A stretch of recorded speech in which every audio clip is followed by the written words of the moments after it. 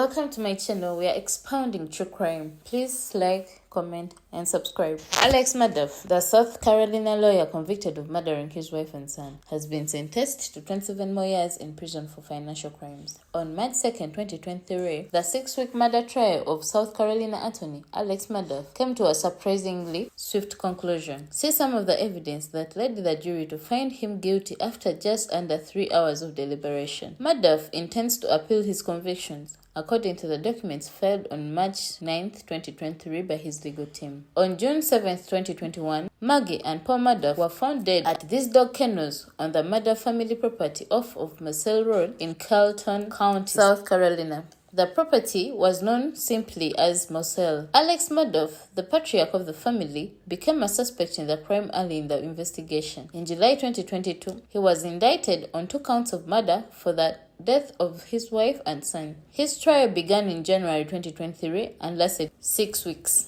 In the first weeks of the trial, the jury was shown Alex Murdaugh's interview with police. In this one, from late on the night of the murders, Murdaugh tells investigators about finding the bodies of his wife and child at the kennels. And these were his words, in quotes. "When I came back here, I pulled up and I could see them, and I knew something was bad," he said. "I called 911 pretty much right away. When I came back here, I pulled up and I could see them, and I knew something was bad. I called 911 pretty much right away."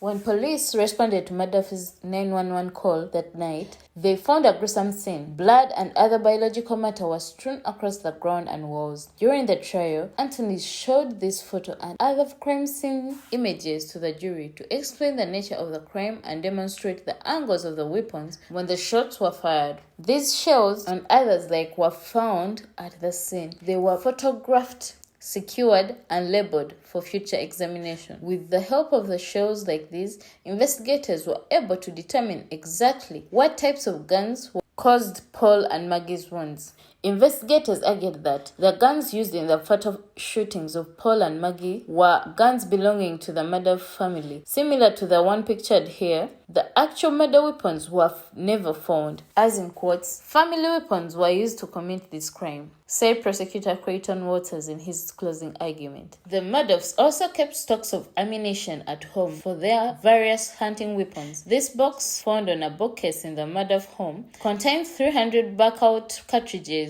the type of ammunition used to kill Maggie. The Murdaughs had many firearms on the property, as they were avid hunters. Inside the main house at Marcel, the family had a room that investigators called the gun room, a storage space for the Murdaugh family's large gun collection. This photo of the gun room was shown at the trial. Dr. Ellen Rimmer, who conducted the autopsies, testified at the trial that Maggie Murdaugh was shot 4 or 5 times with a 300 buckout rifle. Here, she shows the jury the location of Maggie's wounds on an autopsy diagram. Paul Murdaugh sustained injuries from a different type of gun, a shotgun. Dr. Rimmer showed the jury a diagram that illustrated Paul's 2 wounds. He was shot first in the chest, then a second shot entered through his shoulder and exited through his head. It was the second shot that would prove fatal, in part because the victims were shot with different guns. At trial, the defense proposed a theory that there were 2 different shooters that night. The defense also used the angles of the bullet holes found at the crime scene to support the idea that there were 2 shooters. SLED agent Melinda Wally points out the holes on a diagram in this image from her testimony. When the prosecution questioned Agent Wally, she said the 2-shooter theory was not the only possible explanation for the position of the bullet holes. Another possible interpretation was that there was 1 shooter who was moving. A forensic engineer who testified for the defense created this crime scene reconstruction image to show the jury a possible 2-shooter scenario. He said that based on the trajectory of the bullets, the shooters must have been shot differently between 5'2" and 5'4". Because Alex Murdaugh is 6'4", The defense argued he was too tall to have committed this crime. Prosecution experts countered that it was not possible to conclusively determine the height of the shooter, and this reconstruction was just one of the many possible scenarios. Cell phone evidence would be just as important as the crime scene in solving the Murdaugh's case. Investigators took Alex Murdaugh's phone, pictured here, and poured through his texts, phone calls, and other data looking for clues. What they found was as important as what they didn't find, namely multiple phone calls that Alex had made to Maggie. Records of those showed up on Maggie's phone, but the corresponding records were missing from Alex's. When investigators first arrived at the scene, Maggie Murdaugh's phone was missing, but with the help of the Find My iPhone feature, it was located the next day along a road not far from the Mosero property. Experts who examined GPS data from the phone and Alex's vehicle said that on the night of the murders, Alex Murdaugh drove past the spot where Maggie's phone would later be found. The prosecution argued that Alex Murdaugh threw Maggie's phone out the window of his car in an attempt to dispose of evidence. Perhaps the most significant piece of evidence came from another phone, Paul Murdaugh's. Alex Murdaugh claimed for months that he had not been at the kennels on the night of the murders, but in a video taken on Paul's phone only minutes before the murders likely took place, Alex Murdaugh's voice can be heard, placing him at the kennel that night. This is a screenshot of the video showing Paul's hand at a friend's dog in the kennel. In Paul Murdaugh's kennel video, Alex Murdaugh's voice can be heard in the background calling to Baba, one of the Murdaugh's family's dog, who had a chicken in his mouth. In an interview with CBS News, prosecution Clifton Waters gave Baba some credit for helping with the case. If Baba didn't have that chicken, maybe we would have not have heard Alex's voice on there, he said. But we did, and that, I think, really helped the jury understand. When he took the stand in his own defense, Alex Murdaugh admitted that it was his voice on the video and that he had lied to investigators about not being at the scene of the crime that night. He claimed that his decades-long opioid addiction had made him paranoid, and he feared he would be suspected if he told the truth. The prosecution pointed out that Murdaugh's lie about the kennels was another in a long string of lies dating back years. In addition of the counts, Alex Murdaugh admitted on the stand that over the years he had embezzled money from his law firm, misled his clients, and lied to his family about his addiction. In quotes, not a single person close to him hadn't been lied to by this man, Prosecutor Clifton Waters said in his closing argument. He was lying to you just like he has lied to everyone close to him. Throughout the 6 weeks trial, the prosecution repeatedly accused Alex Murdaugh of being a family annihilator who brutally murdered his wife Maggie and son Paul,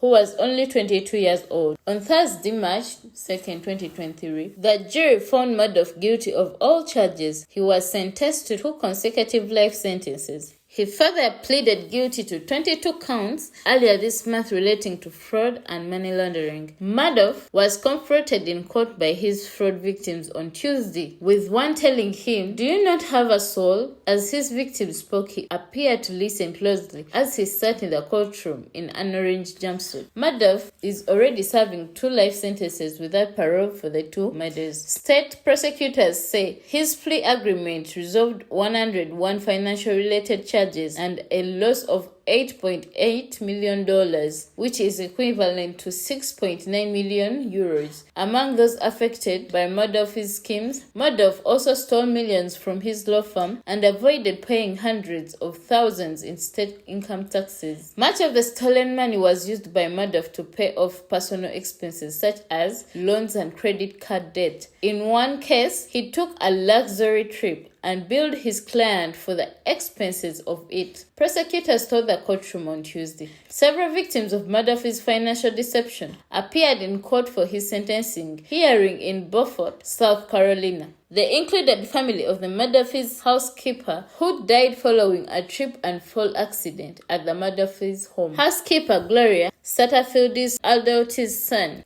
was supposed to receive life insurance money from the accident. Instead, Prosecutors said Murdaugh had the roughly $3.5 million from the claim directed to an account he used. Her family received nothing. Tony, one of Satterfield's sons, told Murdaugh that his Christian faith obliged him to forgive him for his crimes. In quotes, "You lied, you cheated, you stole, you betrayed me and my family and everyone else," said Mr. Satterfield. Her sister, Jinga Harriet Hadwin, said the housekeeper had loved the Murdaughs as if they were her own family. In quotes, "To have her loyalty and love and her trust betrayed by you is very hard to understand," she told him. "I just don't understand. Did you not have a soul?" Many of the people he stole from were clients who had come to him for help after family members were injured or killed at work or in car accidents. Victims included a woman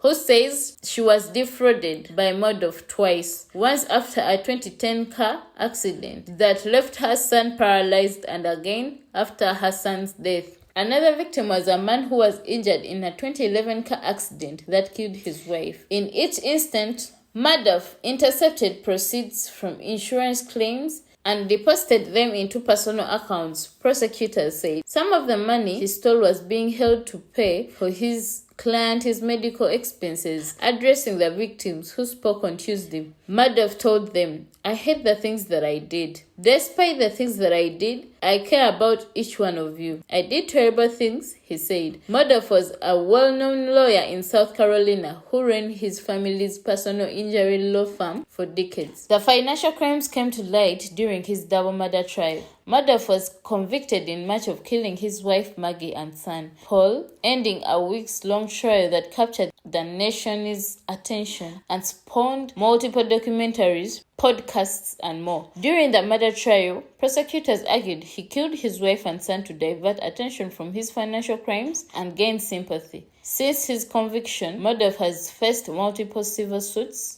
from victims attempted to claim stolen funds. He is also awaiting sentencing on federal charges of financial fraud. Before issuing the sentence on Tuesday, Judge Clifton Newman said that after his murder trial and other legal troubles, Murdaugh still remains an enigma. He called his crimes unimaginable. Murdaugh is appealing the murder conviction. His lawyers have said the court clerk on the case engaged in jury tampering, which the clerk has denied. Thank you for watching. Please subscribe, comment, and like.